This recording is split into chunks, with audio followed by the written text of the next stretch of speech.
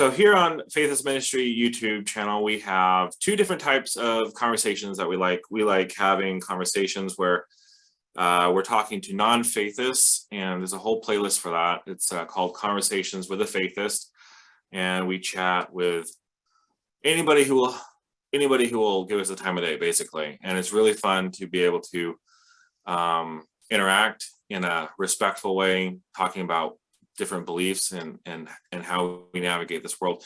But today we are going to be talking with Joan and Joy, who are Faithists, and the other focus of this channel is collecting Faithist stories so that one, they're archived because they're beautiful stories, and two, if anyone comes across the channel and doesn't know what a Faithist is, there's an example of people living it out in a way that is beautiful and practical and meaningful. All right, so with that, Joy and Joan, I'm really glad that you are taking the time to talk to me, and let's get started. My first question is really just to have you guys introduce yourselves. Tell me a little bit about yourselves, and we're going to get into your Faithist walk, but just tell me a little bit about yourself. Oh, a little bit about ourselves. So this is Celeste Joy. Most people call me Joy. I am Joan Greer's daughter, and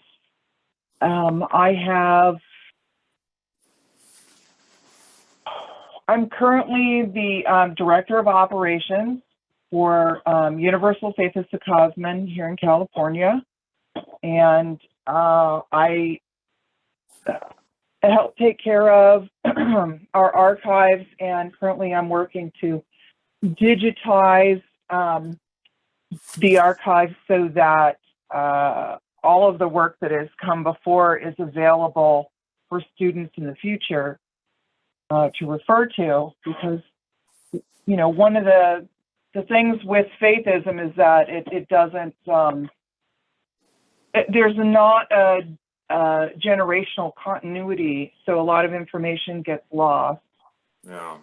And as far as my background goes, I have a bachelor's degree from Otis College of Art and Design in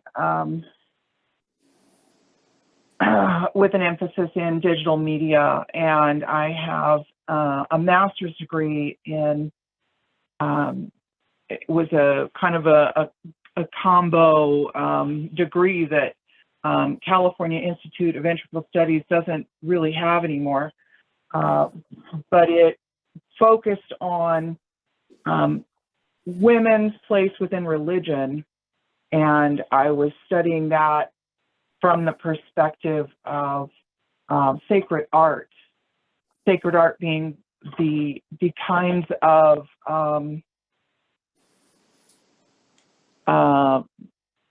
sacredness that women bring to religion and spirituality, being healers and being craftspeople,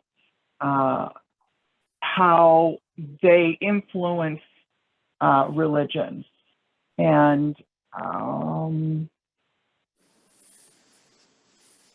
let's see, yeah, and you know, I'm in my 50s, and let me ask you about the I've been curious about this for a while, about what kind of materials do you have in the archive? Because my wife and I really want to take a trip and visit you guys so we can see it in person, but if you can give me a little teaser here, I would love to know like what kind of stuff you guys have. So do you want to, Joan's here, so Joan has my Joan mother. Do her introduction first, and then I want to talk about the archive and then for a second. she can address that question directly. So Joan is 90 something. 91, almost 92. Almost 92. And your master Montessori teacher. Yes, master Montessori teacher. And I received a WASPy when I was in college. A young man was we were in several classes together in college, and began to walk to each class, getting to know each other, which led to him giving me a WASPy to read. And it was a religious college, Presbyterian. Mm-hmm. And my philosophy of religion teacher was a Methodist minister who advised us not ever to come to his church because he didn't talk about the things in church that he talked about in class. He was more of the great spirit energy idea of the all person, Okay. which had struck me as very powerful. And when I read a WASPy, I found a way that it was all put together, what he'd been teaching. And it was very easy for me to become quite interested in that. I like the community concept that a WASPy strives for, and also that there's such a deep interest in helping other people. These things really appeal to me.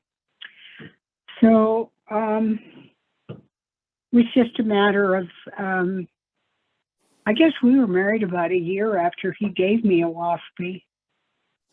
And he had me go to a community of Faithists. It was in Colorado. Okay. To see if I would like it. And that was before you guys were married. That was before we were married. And I really did. The people were wonderful. And I felt that it would be a very worthwhile way to live my life. And so we got married, and we've been working Faithist work. He's passed on, I don't know, over 10 years ago. Quite a long time, I think. Maybe 2004. Yeah, I thought it was about 20 years, not quite 20. And Joy and I have been living together. Yeah. Working together. So a little bit more on Joan's background. Her father was an engineer. He worked on the capsule for the space travel. And he worked on like cooling of the platform so that it wouldn't explode, right? Well, yes, but also he told me, the only thing he ever told me about his work, because it was all top secret, was that he was trying to find a way to cool a capsule that the astronauts would be in, because they thought that one side would be exposed to the sun and the other side wouldn't, so that there would be this temperature problem. Right. But they found out eventually that wasn't going to be a problem, and he developed this aluminum shielding that I think the paper came from that, because that did the trick. It shielded whatever was out there and kept the cabin at a safe temperature. And also to say that her mother, who was raised on a farm, she instilled in my mother a certain sense of independence and self-reliance. When she was old enough to work, her mother went to secretarial school. And then when you got older, I think probably during the Second World War, she went back to work, right? Mm-hmm. So no, not during the war. Not during the war? No. Okay. So it was after the war then? She went back to being a secretary? Yeah, I was I wasn't at home anymore, and she didn't. She found very lonely just to be there, and Right. my father doing the work he did. About the archives, we have been the recipient of the archives of Kosmon Church of England, Oh, okay. and all of their trance addresses and their studies for students. We are developing archives that hold those. I guess our main problem is that there's so many documents. Joy and I are going to have to take a month and alphabetize everything. I've been going through them, and we have lists of them, and they've been read and categorized in certain ways.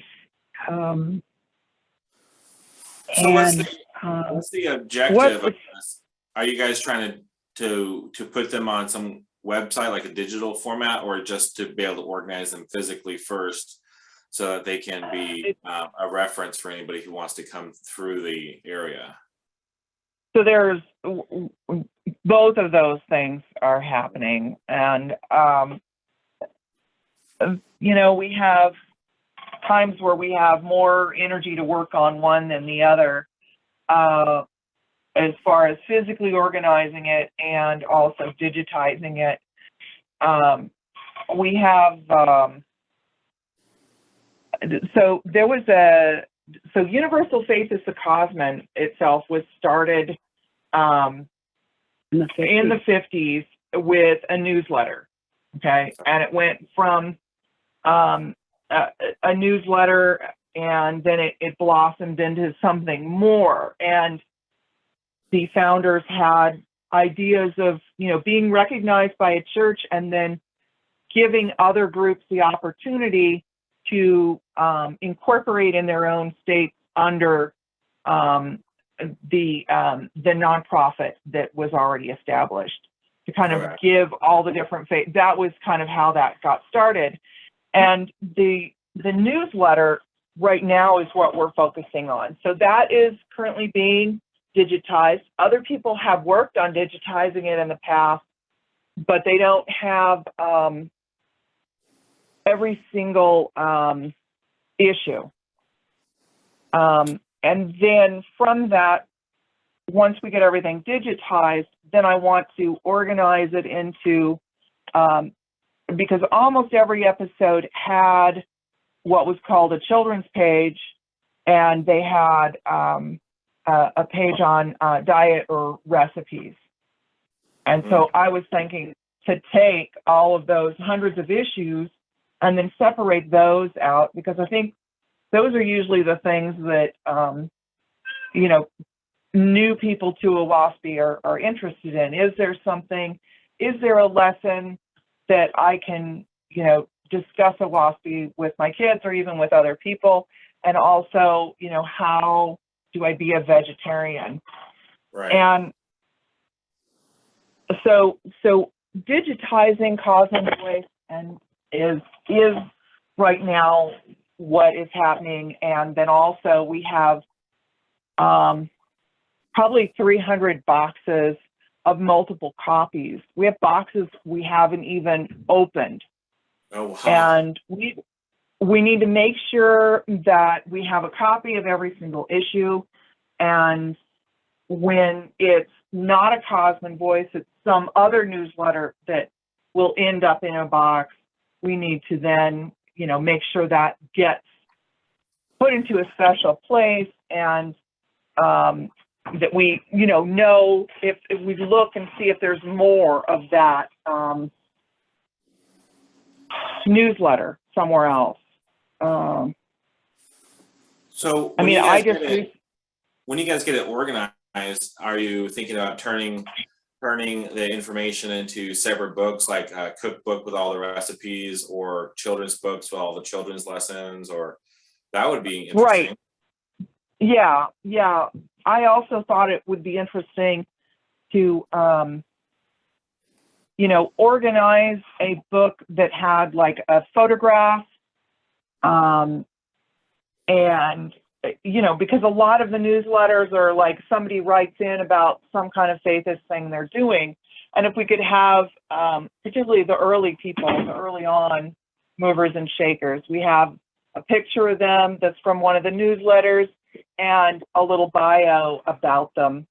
I think that is, further off as far as, I don't know that I'll be able to get that done in my lifetime, but certainly I'll be able to leave that information so that, someone who, the work that we leave behind is something that other Faithists can build on. Yeah. Wow, that's really cool. I had some resources to give to you guys, so you make it more doable, because it sounds amazing. That's the kind of information that I would love to have access to. Yeah. Well, if you go to Universal Faithists of Kosmon, there is a section, I think, where, oh gosh, I can't think now what it's called, but there's a section where you can go and you can see the things we've already digitized, and they are available for people to download. But that's still like a work in progress, and right. There's still so much more that needs to be added. And at some point I will fill up our free Google Drive. I haven't yet. Well, one thing that we've done is we've tried to collect a complete set of each newsletter or each newsletters or material that was available for the general use of people, so that we have a number of the records of newsletters and other material from several groups that were in operation before there was a UFK. Right. Yeah. And so we really are trying to make these records available to people, and to we have a huge building with shelves and just all these boxes. Yeah. We need people to help us with it, of course. But that'll come, I'm sure. We're doing okay with it. It's just it looks overwhelming sometimes. I guess it's a good thing you guys live in a dry area so that the paper stays good. Yeah. So far we've had, we don't live on the floodplain. This is a dry climate. It's been a wet year, but so far we haven't had any leaks in the places where the archives are stored. No, that's awesome. Is there a current newsletter right now that's being published, on a monthly basis or some kind of regular basis? No. We've started trying to do a blog just to kind of keep people updated, and that is on the website, but we were having trouble with staying current with things, where the person who was managing the website just didn't have as much time, and so then stuff would fall to me, and then then I, if I do one thing, then I don't have time to do something else. And so then it comes down to, okay, where am I going to put my time? Is it going to be into the blog, or is it going to be digitizing the stuff now so that we can, move things along, like all the duplicate issues of the old things, like, move those along. Like if people want them, certainly we can send them to people, but they can just also be, composted or recycled, because you know, how many issues, how many copies of, issue 57 do we need? Do we really need 800 copies of issue 57? No, probably not. Probably not. Yeah. One thing that I am doing, Dave, is that sometimes people write and say, tell me something about the work, about Faithists. I've come across the book, and I have a group of about, well, I don't think it's quite 30 people that I try to send informational articles about Faithism and about the work. A lot taken from the newsletters, a lot taken from articles from England too. And the problem is that if she gets bogged down, then I try to help her. And so that is one thing that I don't always get it sent out the way I would like. I'm going to try for every 2 weeks now. I used to try and do it every week, and that was just too much. Yeah. I know Dr. Kendall is talking about wanting to do a blog, and he has we have a meeting where I'm supposed to help him learn how to do a blog. So, hopefully there'll be something from that comes out pretty regularly. So is it just basically the two of you guys out of the whole organization with their, the boots on the ground doing work as far as this stuff goes? Wow. We're the only ones that live here on the property, and the property is owned by Universal Faithist Kosmon. Okay. And we have about 25 acres and one building that kind of acts as a temple and a home. And then we have a large barn that right now is storing the things that haven't been sorted. And then we have an archive building that is a retired refrigeration unit, so it has really thick walls. And then that has been converted to the archive building. Shelves. Yeah, and there's shelves and you can go in there and usually I can put my hands on stuff, but we were trying to sort those Kosmon voices, and it's kind of a mess in there right now. We want to have a library. We've been given a lot of books. Yeah. And we have been given things. There was one of our members who works closely with Joy and me, Leslie, had a museum, a WASPy, Newborough and Salem, the Salem colony, which Newborough Museum, in Las Cruces, New Mexico. In Las Cruces, and Donna Anna. And when she retired and closed her museum, a lot of her stuff has come to be here. When Four Winds in Tiger, Georgia closed, a lot of that material, not all of it, but some of it was sent to us. And there was also stuff in Colorado that was sent to us. So man, you guys need some help. Well, the COVID has been a problem in that we had always held meetings that Faithists would come plan ahead from all over the United States and plan their vacations, at least for the summer ones, and maybe holidays over like Christmas holidays and Thanksgiving. We'd try to hold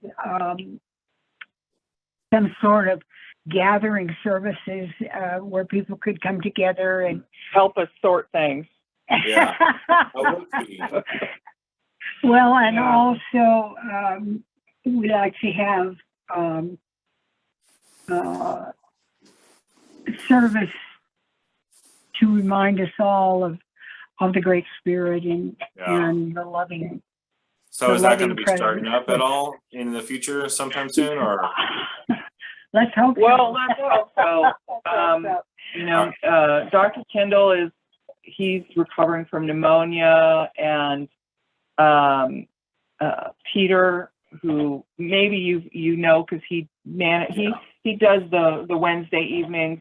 He's He's the moderator. He's the moderator, and he's having some technical issues with his phone and his iPad, and you know, he's in his 70s and he's legally blind. So I mean, even before he has technical problems, there's, you know, challenges that he's overcoming to Problems. to be there for people, you know. Yeah, I was trying to teach him how to do the Zoom, and he did a really good job, but it was definitely definitely a challenge stacked up on a challenge. But his heart is definitely willing to learn. Yes. Yeah. Yes. Well, I would like to ask you guys a little bit about your kind of walk with the Book of Owaspie. Like, Joan, I'd like to ask you, let's see here, what did I do you have like a favorite like topic or part of the book that really resonates with you, that you could just like study it for hours? Like, there's so much in the book. Is there something that really speaks there is a lot. I always like the Book of Fragapati. It always has been a favorite with me. I also there's one chapter that is my all-time favorite. I know most of it by heart, but it's in one of the first or second book in Owaspie, and it's all was, all is, all ever shall be. The all spake in motion was and is and ever shall be. And being positive is called he and him. I just love that. That is in the Book of Jehovah. That is the very first chapter, the very first couple of paragraphs, verses. I know, I can recognize that one. That's one of my favorites too. Well, it's a powerful one. It when Ken gave me the Owaspie, he says, be sure and read Book of Shalem first, because that's where it's all headed, is working with people and working with children. And I opened it to all to our favorite chapter, and I thought, oh wow, this book is for me, because that was just exactly where I was at that time with the energy, the all person. So I guess, but I like Fragapati. Sapina Armitage is a wonderful story too. But I don't know. I like whatever I read. That's true. Yeah. What's your favorite? My favorite, I would have to agree with you on Fragapati. I like Fragapati and the Book of Wars. I'm actually in the Book of Wars right now. I like Fragapati because it just feels, to me, it just feels like such a fresh, like the enterprise of this world is just, just sort of basically just getting started, and everything is like, compared to the Book of Wars, where the Book of Wars is kind of a downward cycle, Fragapati seems so upward. And I like the Book of Wars because it illustrates so beautifully how free will works, how we are never abandoned, how we always have the opportunity to choose and to live with our choices, and we're not coerced one way or the other. I just read, I think it's in chapter 37 through, I think I'm in like 39, where things are really starting to go south. And I forget, I think Ahura is the god at the time, and he asks the creator to sort of intercede, or to talk some of these gods, give them some sense. And the creator's like, you can if you want, but they already know what you're going to say. They need to kind of experience it for themselves. They're not going to change because of your speech. And I don't know. I never really knew what free will was as a Christian, really. I mean, I didn't understand it. And the book of Fragapati is really beautiful, but the book of Wars Against Jehovah is such a good illustration of how free will interacts. I mean, how free will is so integral to the plan of growth. Yeah. Yeah. Yep. Very important. Yeah. And something people don't always understand how it works. Yeah.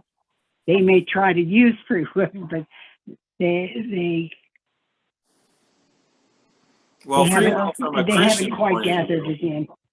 Free will from a Christian point of view, and there's so many different flavors of Christianity, so it's hard to generalize. But generally, free will looks like love me, or you're going to go down to the basement and be tortured for the rest of your life. Well, that's what they teach. Think about that's that for what they teach. Yeah. When I was thinking about marrying Ken and becoming a Faithist, and I had to face the reality that I was Presbyterian. I was taught that if I did not believe that Jesus was my Savior, that I was going to go to hell. You're right. And finally, I realized one day that if that's what was going to put me in hell, I didn't know that I would like a lot of the people who were there. You mean in heaven? You wouldn't like the people in heaven, yeah.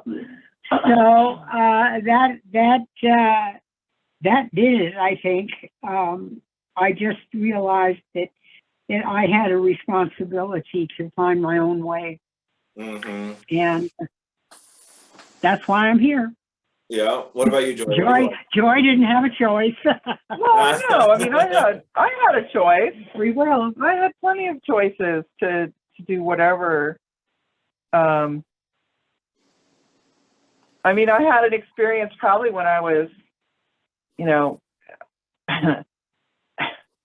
5 or 6 maybe, on a playground where some little girl at school told me that I was going to go to hell because I didn't know who Jesus was. Right. Oh my!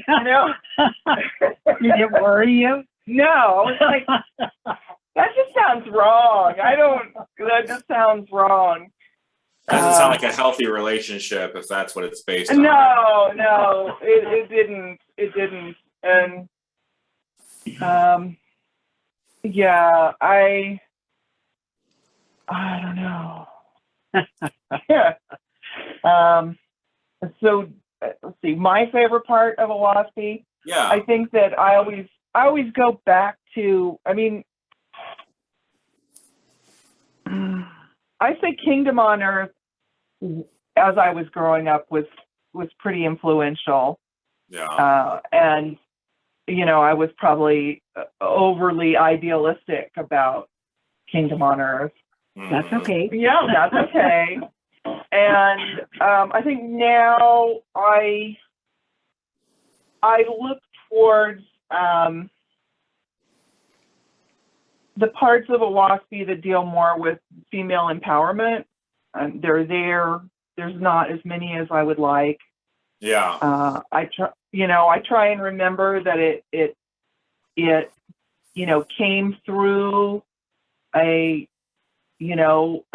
old white guy at the end of the Victorian era, and that some of the wordage was probably it was for that time. Yes, very much reflected in what was acceptable. Right, and so there's Mother Mai she's in there.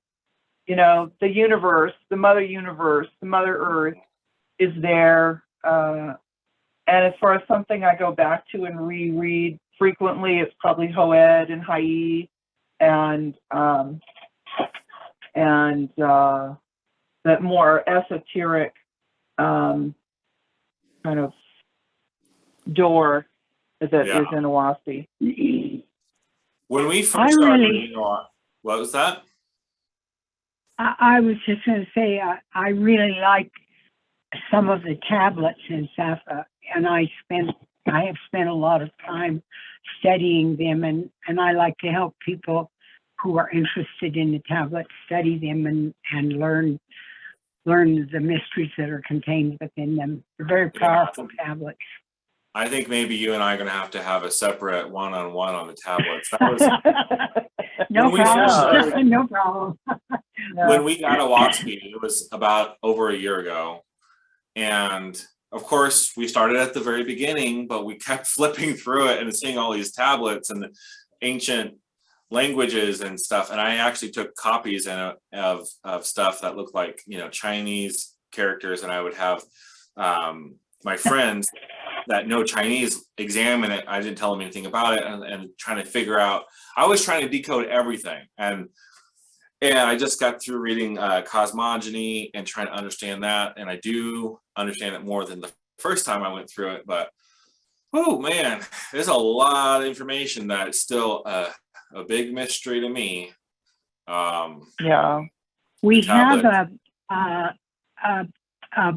booklet, would you say, Joy? One of our people, he's gone on now. He was older.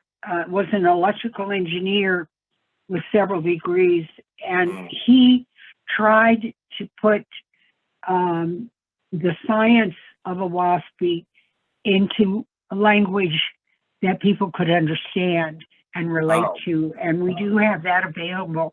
I would love it. Why don't you let us send, if you like that, just give us an address and is it digitized? It is digitized. It's also available for sale on Amazon. Okay. It was written by Hugh Rose. It was written by Hugh Rose, and it's Cosmogony, I believe, right? That's what it's called. It's Cosmogony. Cosmogony, I think. Yeah. I have a friend. I met him on social media, and he's a theosophist. Hugh Rose, Cosmogony. And he is very interested in the book of Owaspy, but the science of Owaspy he is fascinated with. And we have gone back and forth about how are we going to put it in modern language. Like we've talked about trying to find somebody who's like an astrophysicist, computer programmer, to try and get like a computer model of the Owaspy universe, with all of the different qualities and, it's like starting from the ground up. What is the universe? You have to start at the ground up and trying to get a computer model set up. But yeah, so that book I'm going to get and I'm going to forward it to him. That's fascinating. Okay. Yeah, digitized. It's available for Kindle and for print. Okay. Paper. If you have any problem, just get hold of us. Yeah, just email me if you have a problem. Okay. Well, that's great news. Joy, I think there's also. Go ahead.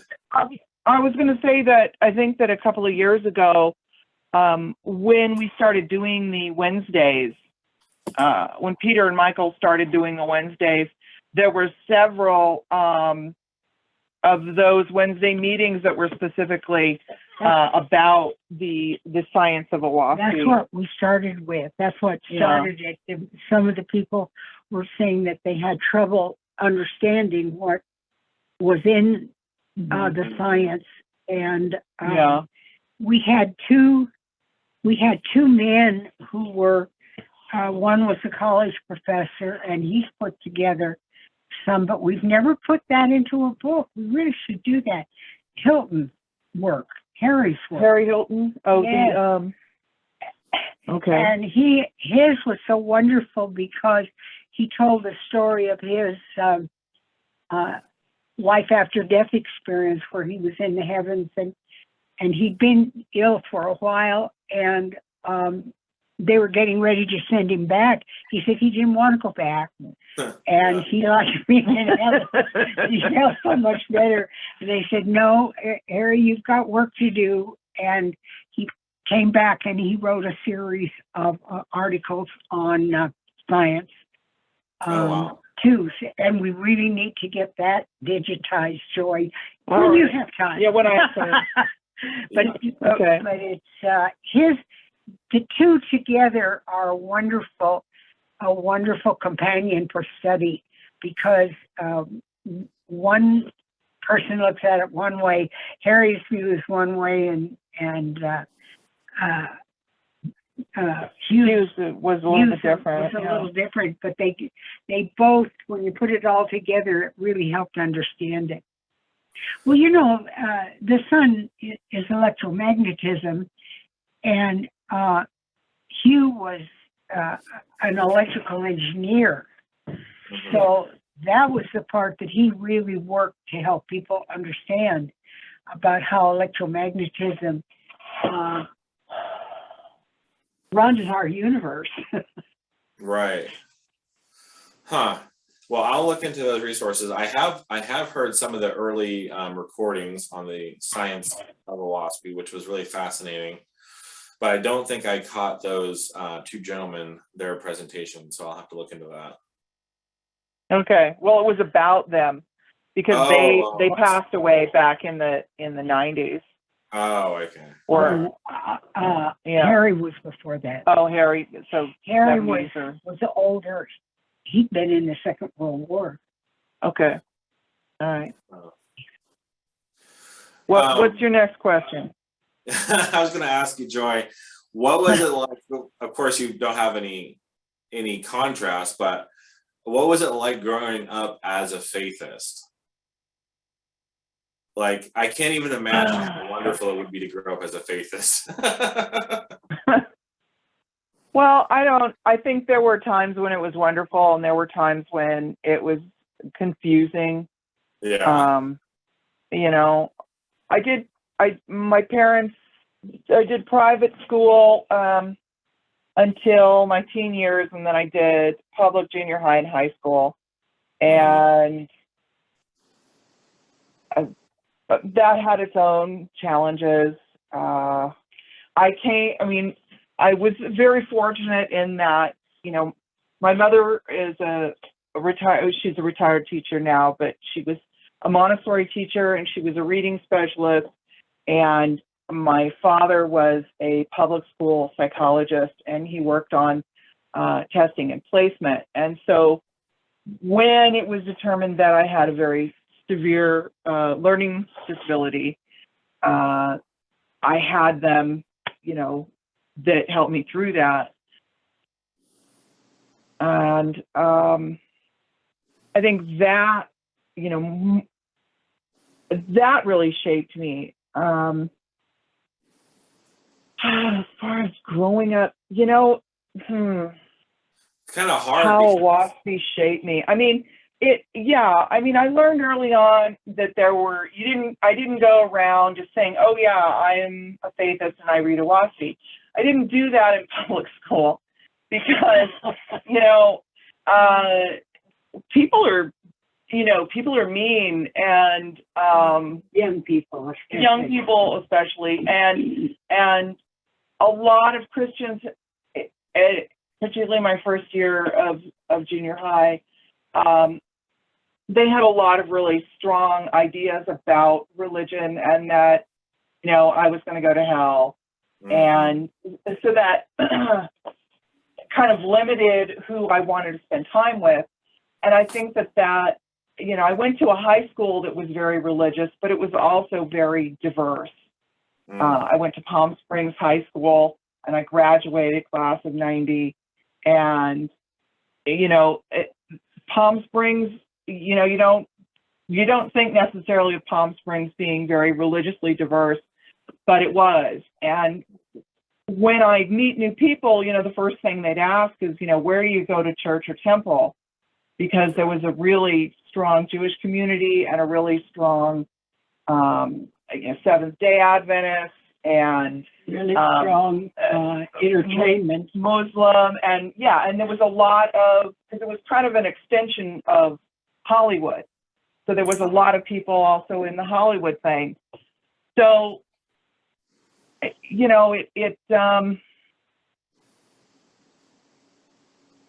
when I get to know people, I'd say, oh, well, my church is far away, or,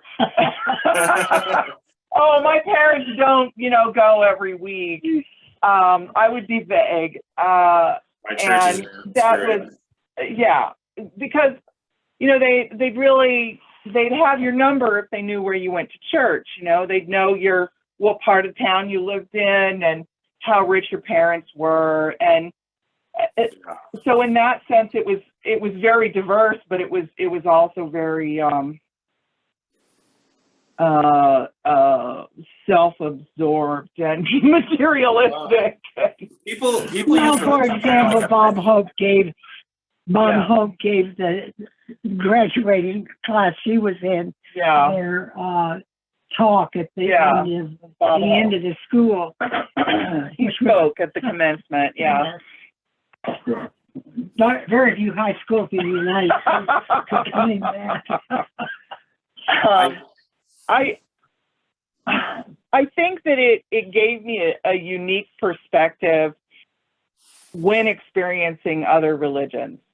That I could look at their religion and I could, because when I was young, there was also a lot of people that were, preparing for mission and so forth when they'd get out of high school. And so they'd, practice trying to convert people. Right. And, they found me, I think that I was even told by one of my Mormon friends at one point that, oh yeah, I sent so-and-so to practice on you.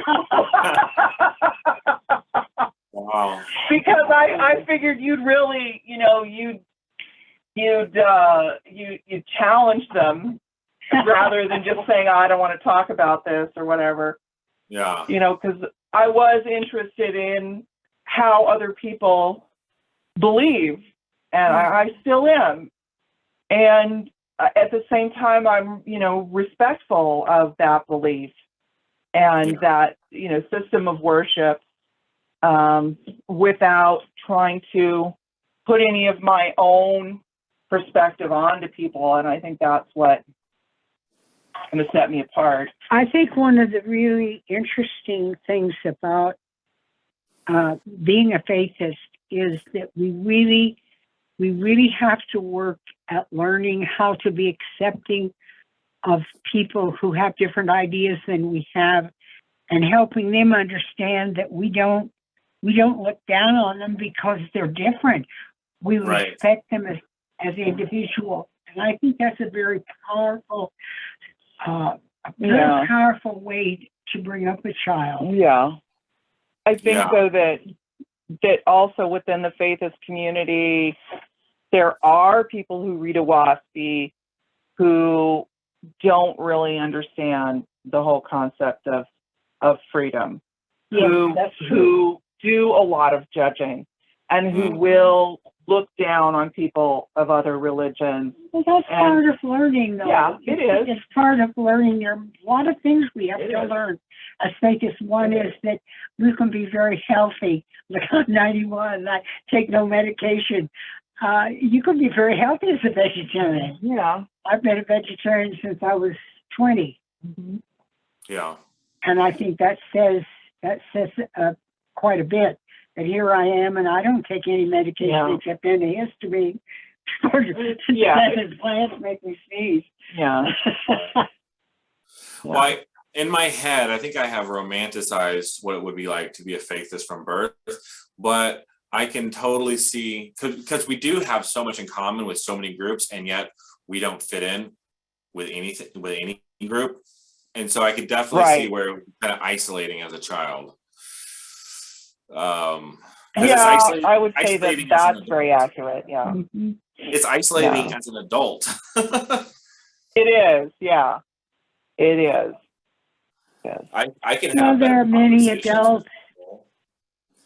I can have better conversations with people, but at the Yeah. same time, the conversation is sort of a temporary interaction. We're not going to be able to probably have um,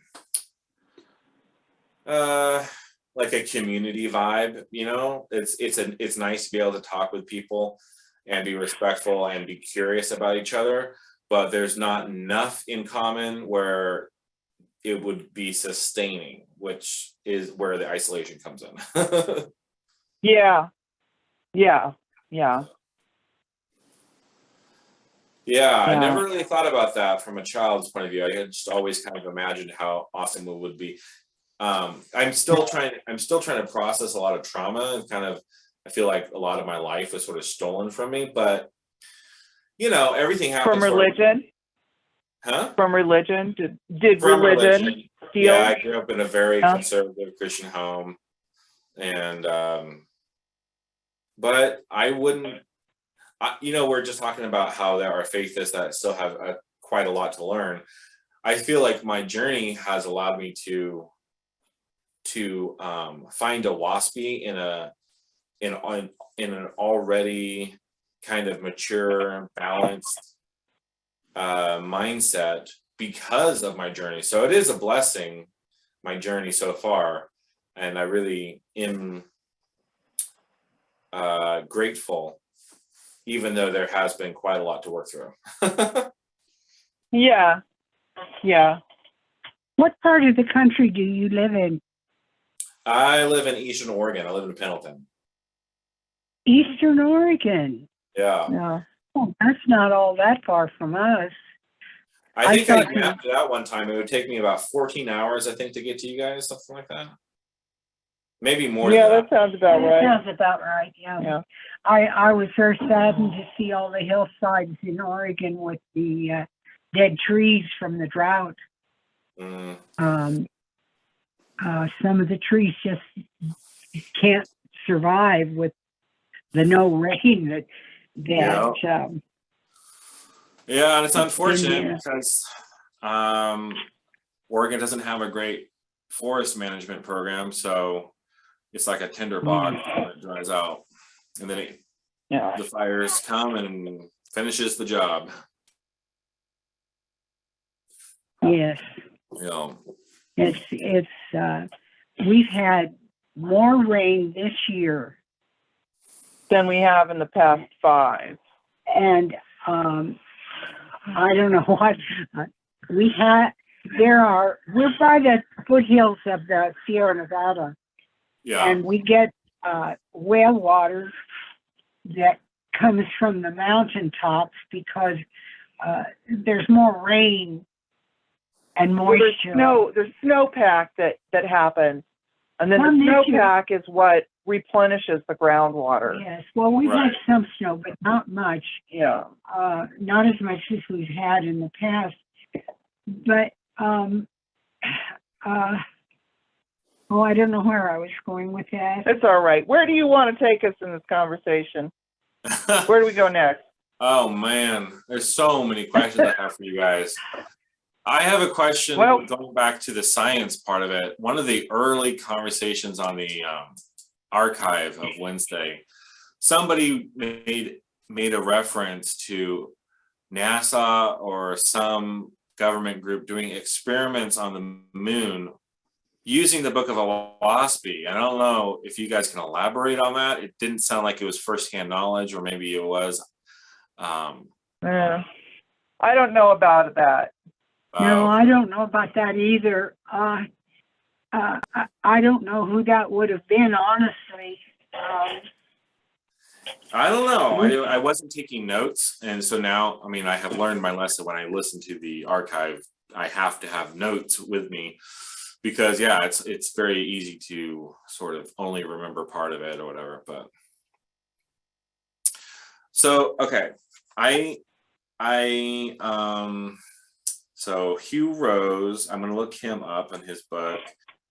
Is there anybody currently working on the sort of the science of a WASP, trying to sort of make it more palatable for consumption for a layperson? That's really what I'm trying to understand at the moment. That's the mystery that I'm trying to grapple. But they're not identified. There may be, but they've not identified themselves as such. Oh, okay. I mean, Michael has an interest in it, but he doesn't really have a scientific background. Yes, people come into this and they don't tell us a lot about themselves. They're into discovering what they can learn, and I can't think of anyone. I didn't even know that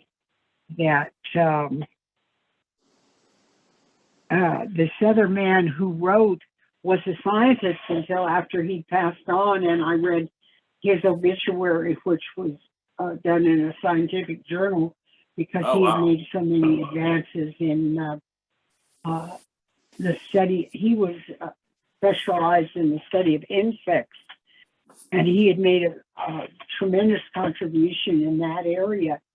And I didn't even know he was a college professor. I knew he was a pilot.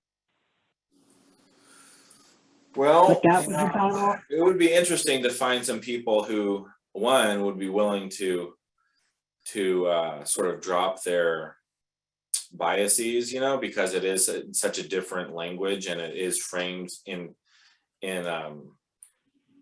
a spiritual context. But it would be interesting to find some scientists to actually review the Book of Oahspe from a scientific point of view, and then start creating a model using because it's not just the solar system and the galaxy, it's how light and color and the etheric solution and the vortexian currents, and how that is mislabeled as electricity and all of it, all the different qualities that and gravity are labeled one way and are sort of misunderstood as far as the actual force behind it. So I guess that's where I'm the most curious about, is trying to find somebody with the capability of engaging with that. Yeah. Well, I think that when there's something someone is really interested in, often in this work, they, yes, you continue to look to find someone who has the knowledge you're talking about, but also it's a need you have, and I will support you in your need. And right. I will, Yeah. I will help you find any of the documents that we have on science. Yeah. Oh, that would be great. Yeah, it would be great to There's been people in the past. Yeah. There have been people in the past that we've not, that we didn't know that were before us in the work. See, right. I came into it in the 50s, yeah. And it had been around for a long time, many years. And there are people in Europe too that we hear from time to time.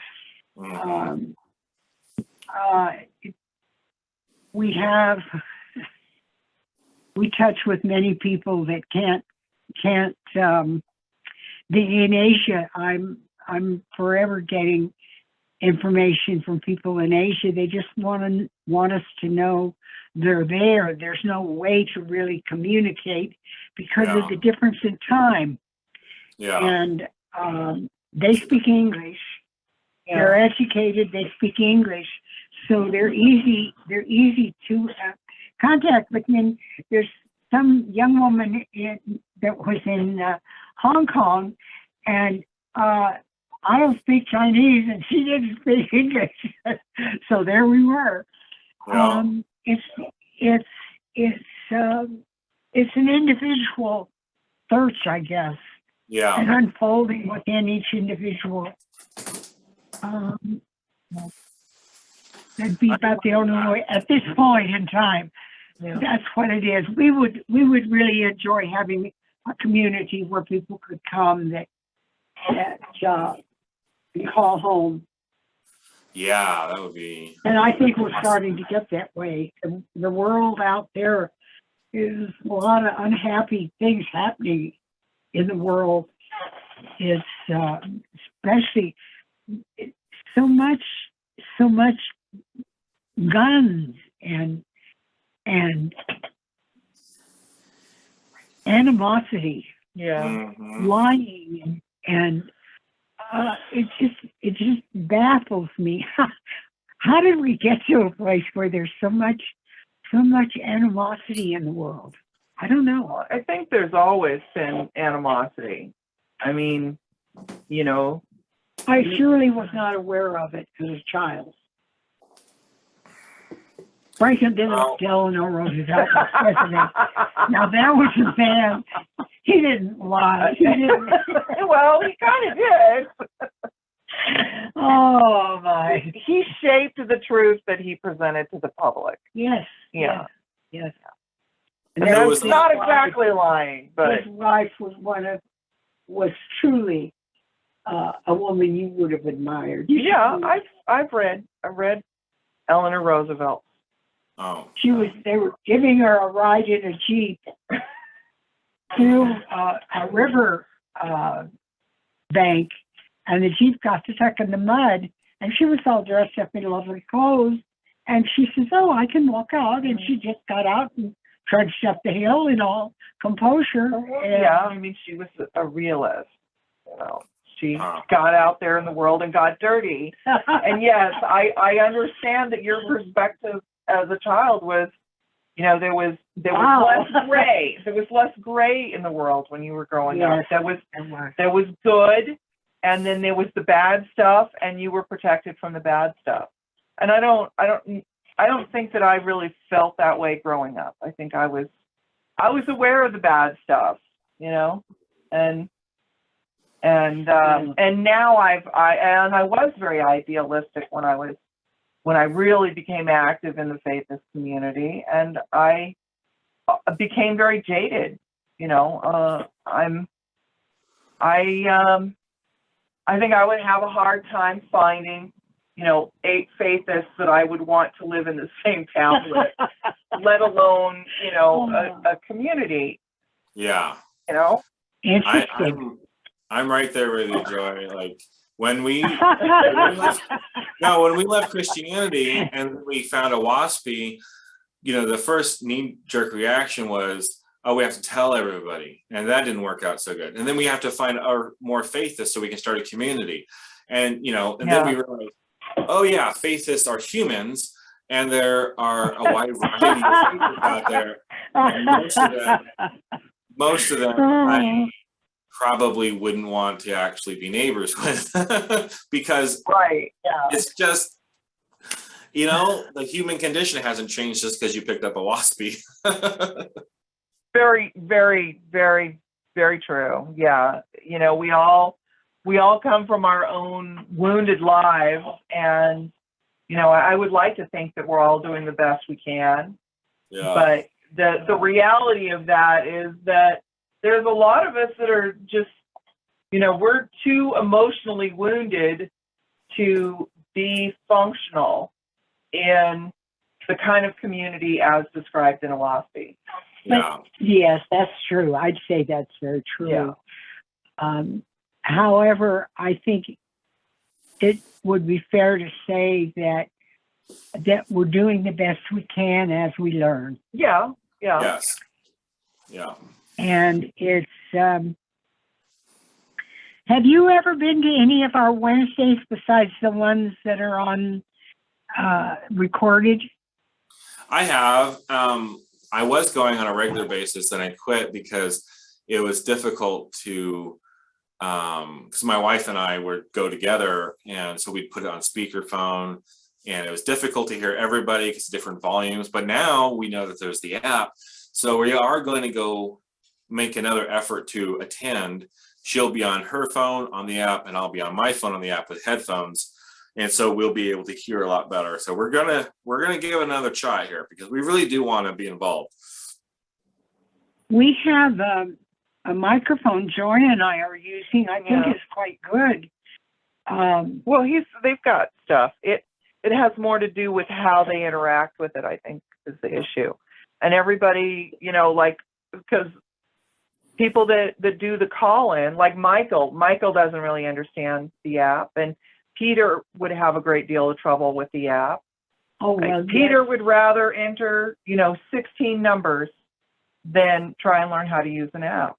And there's a lot of our older Faithists that feel that way too, that their phone is what they know how to use. Yes, that's true. The nice thing about the app is like what you guys are doing here with Zoom, you guys use the phone number to call in, and me as the host, I have all of the hosting privileges. I can mute you, or I can, I can be more effective as a moderator. And I know Peter is the moderator, but I have offered to be his kind of assistant. He can tell me, okay, mute everybody, and then unmute the presenter now, so it can, he doesn't actually have to use the app. He just needs somebody who is on the app as his assistant, and he can just do the exact same thing he's always done. But if more people are using the app, when we do have an actual visual presentation, then it can be used for that, and it would be recorded visually, not just with the audio. So then later down the line, people could see it visually as well for the archive. Yeah, I mean, there certainly is. I see the advantage to what you're saying, and I will talk to Peter about it again. And as far as Michael, all he'd have to do is just include the information in his weekly email, and then people can do whatever they want. There doesn't have to be like I mean, it's like we're all using Zoom, except we're just all using the phone number, when we have a really good free resource that nobody even knows about. I didn't know about the app until a month ago when I was talking to you guys. Yeah. It is a good app, if you've got internet, and a lot of people do, but I think older people, and a lot of Faithists are older people. And as someone who's been in this my entire life, I will point out that Faithists are continually, the workers are an aging population. And that was true. That was true when I was 5, and that was true when I was 16, and that is true now. Yeah. The average age of the workers is 55. There'll be a few that are younger, and they come and go, but we just need to be accessible to as many people as we can. And part of that is embracing the new technologies. And part of that is not, leaving out or alienating or making it difficult for our older members to participate. We just need to make sure they don't, get feel lost like they're being left behind. Right. Yeah. Well, I think that's all the questions I have for you guys. This has been a lot of fun. I really want my technology game to be upgraded, because I have very little amount of ability to edit this, or even to record it. I'm not doing it on my phone. One of these days, my wife and I want to get a mobile home and have like a mobile like a video podcast studio in the mobile home, so we can visit you guys and visit Peter and Guy and whoever else is wanting to, you know, have us as company, and then have a sit down and it all be set up professionally and be able to, I think there needs, I mean, there's a lot of great channels out there that tell that give presentations of the information, but there's not a lot of there's not a lot of avenues for people to actually have access to the people of, you know, who are Faithists and their stories. So that's, for whatever reason, that's what I'm really excited about to try and pursue. So you guys are my guinea pigs. Really. I think that's great. You know, I think that's great. And whatever you need support with, We're here. we're here. We'll do, you know, whatever is within our power to help you Awesome. accomplish your vision. Thank you. Well, I appreciate you guys, and thanks for taking time out of your day and for being my guinea pigs and for sharing your life stories with me. Well, thank you. Yeah, you're welcome. I will let you know when it's up on YouTube. If you guys want to, I don't know, would you want to watch it? You guys just, I'll just let you know when it's up on YouTube, and you can do whatever you want with the information. So